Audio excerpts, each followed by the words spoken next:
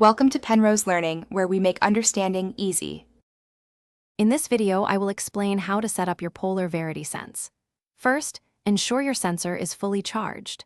Connect the sensor to its USB charging adapter, then plug it into any USB port or charger. A full charge takes approximately 90 minutes, indicated by a steady green LED. This initial charge is crucial for optimal performance and a smooth setup experience, preparing your device for its first use. Next, download the Polar Flow app onto your smartphone and either create a new account or log in. Turn on your Verity Sense by pressing the side button once. Make sure Bluetooth is enabled on your phone. The app will then guide you through the pairing process, connecting your sensor to your account. This step is essential for tracking your data and customizing settings. For accurate readings, proper placement is key. Wear your Verity Sense snugly on your forearm, upper arm, or bicep using the included textile arm strap.